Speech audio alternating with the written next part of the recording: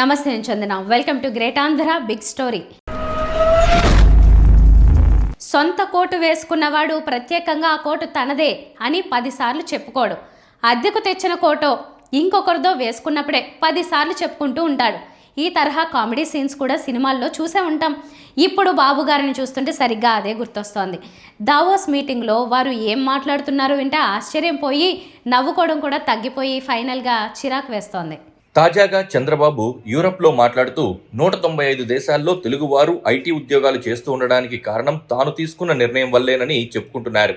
ఐటీని promote చేయాలనుకున్న నిర్ణయం ఈ రోజు ప్రపంచంలో 195 దేశాల్లో తెలుగు వాళ్ళు ఉన్నారంటే అది ఆ రోజు తీసుకున్న ఒక్క నిర్ణయం. ఇది ఇప్పటిది కాదు.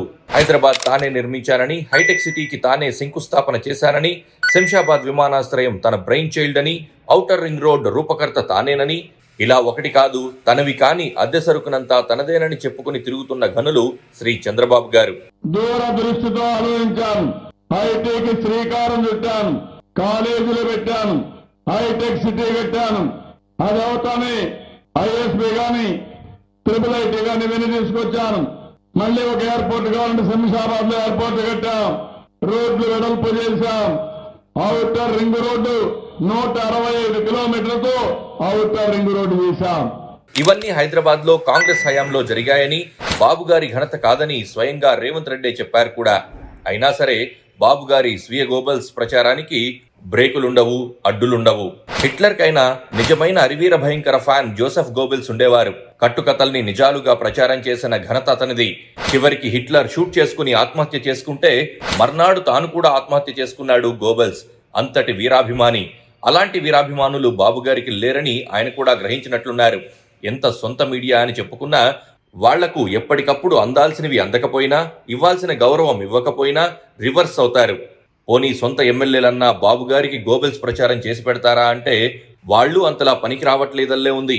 ఉన్నదాన్ని కాస్త లేపమంటే లేపుతారేమో గాని అసలు జరగని దానిని నిజమని నమ్మించే ఓపిక, తీరిక, టాలెంట్ వాళ్లకు లేవని గ్రహించారేమో బాబు గారు. తనకు తానే గోబెల్స్ ప్రచారం చేసుకుంటున్నారు. ఇక్కడ అందరికీ అర్థమవుతున్న విషయం ఏంటంటే బాబు గారు టూ మచ్గా మాట్లాడుతున్నారని. సోషల్ మీడియాలో మా తల్లిదండ్రులు త్యాగాలు చేస్తే ఇక్కడికి వచ్చి సెటిల్ అవ్వగలిగాం, మీరు క్రెడిట్ తీసుకుంటారేంటి బాబు గారు అని నేరుగా అడిగేస్తున్నారు. అసలు ఒక్కసారి చరిత్ర చూస్తే 1990లో ఇంజనీరింగ్ చదవాలంటే పక్క రాష్ట్రాలకు వెళ్ళి చదువుకునే వాళ్ళు సంయుక్త ఆంధ్రప్రదేశ్ ప్రజలు. ఎందుకంటే అందరినీ అకామిడేట్ చేసేటన్ని కాలేజీలు ఆంధ్రప్రదేశ్లో లేవప్పుడు.